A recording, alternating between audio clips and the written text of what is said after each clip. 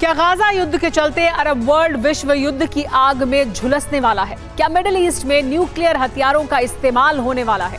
क्या अरब में पहली बार एटमी विस्फोट होने वाला है? आखिर ये आशंका क्यों जताई जा रही है?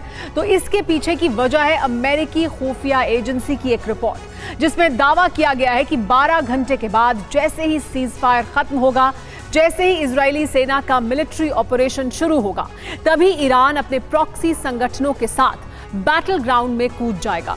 और जानते हैं, ईरान के टारगेट पर सिर्फ इजराइल ही नहीं बल्कि अमेरिका भी रहेगा।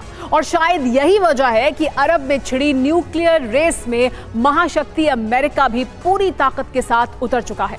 आखिर कैसे, देखिए इस रिपोर्ट में।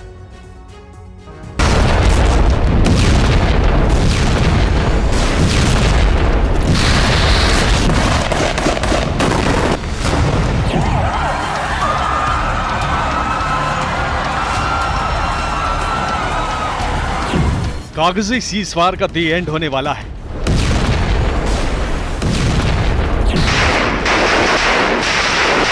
और इसके साथ ही गाजा युद्ध के विनाशक फेज का आगाज होने वाला है।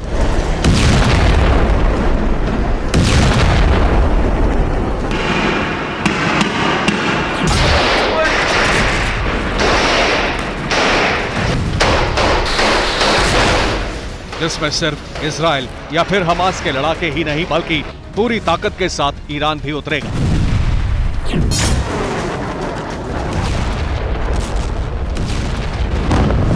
वो भी न्यूक्लियर वेपन्स के साथ।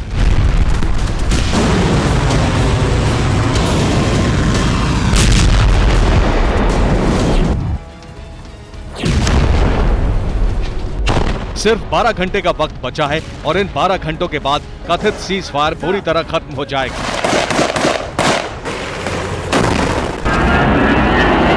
मगर इसी बीच अमेरिकी खुफिया एजेंसी को यह इनपुट मिला है कि साउथ गाजा की जंग में जल्द ही ईरान एंट्री मार सकता है।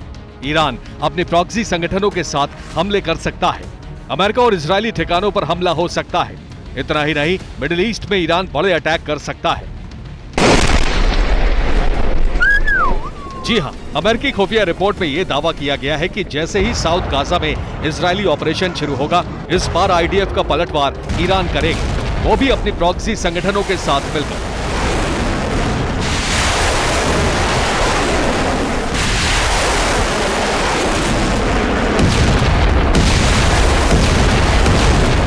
लेकिन सबसे सन्न करने वाली बात यह है कि इजराइल और अमेरिका को टारगेट करने के लिए ईरान किसी भी हद तक जा सकता है, कुछ भी कर सकता है।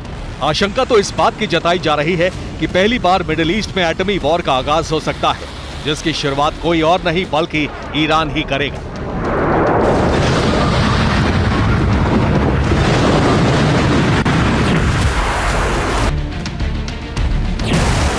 शायद यही वजह है कि ईरान के जंगी तेवर को देख महाशक्ति अमेरिका ने भी अरब वर्ल्ड में खलबली मचाने के लिए अपने सहयोगी देश इजराइल को बचाने के लिए फर्स्ट न्यूक्लियर वॉर की तैयारी युद्ध स्तर पर शुरू कर दी है।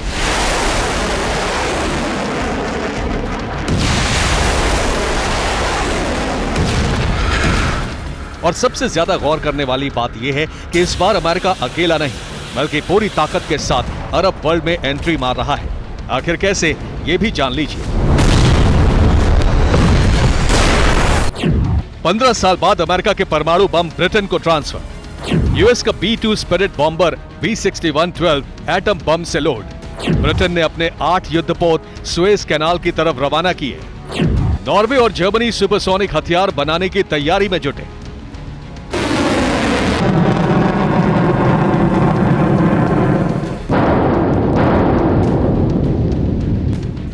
अमेरिका और उसके सहयोगियों का यूं एक्शन में आना, अपने एटमी विनाशकों को धार देना, इस बात के साफ और सीधे संकेत दे रहा है कि गाजा युद्ध की आंच अब पूरे अरब वर्ल्ड को अपनी चपेट में लेने वाली है।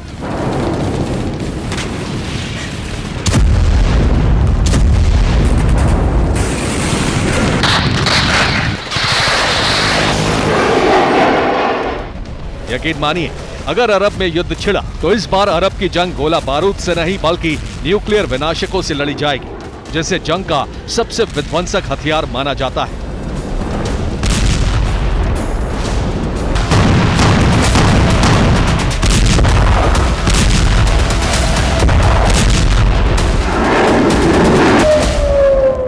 आपको बता दें कि इजराइल पहले ही ये मांग कर चुका है कि जब तक मिडिल ईस्ट की जंग में अमेरिका खुद नहीं उतरेगा, जब तक सुपर पावर अपनी ताकत के दम पर ईरान को काबू में नहीं करेगा, तब तक इजराइल का जीतना तो छोड़िए, मिडिल ईस्ट का नक्शा तक बदल सकता है।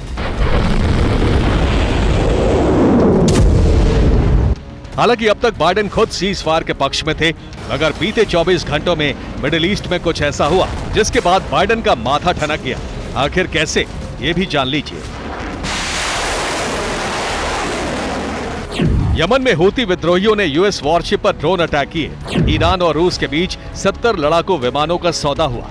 इसके अलावा इराक में यूएस सैन्य अड्डों पर हमले किए गए। सीरिया में भी अमेरिकी मिलिट्री बेस को टारगेट किया गया।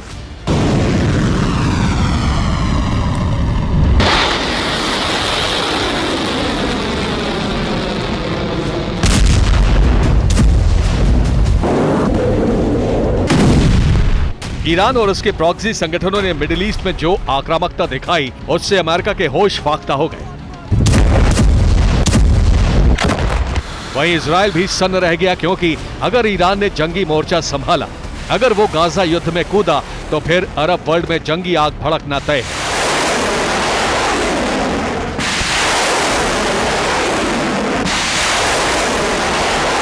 और यकीनन इसका खामियाजा इजराइल तो भुगतेगा ही, बल्कि उसके साथ साथ अमेरिका को भी नुकसान उठाना पड़ सकता है, क्योंकि पर्दे के पीछे ईरान के साथ रूस खड़ा है। ईरान को हथियारों की सप्लाई कर रहा है। मुमकिन है कि रूस के इशारे पर ईरान न्यूक्लियर वेपन्स का भी इस्तेमाल कर सकता है।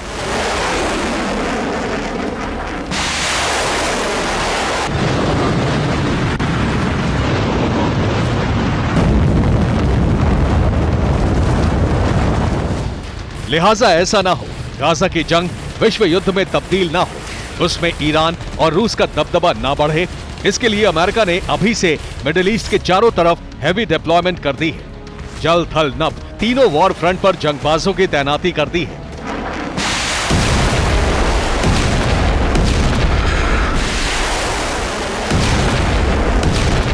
वो भी एटमी हथियारों के साथ, ताकि ईरान की न्यूक्लियर सनक का पलटवार उसी अंदाज में दे सके। Bureau report, TV9 Bharat.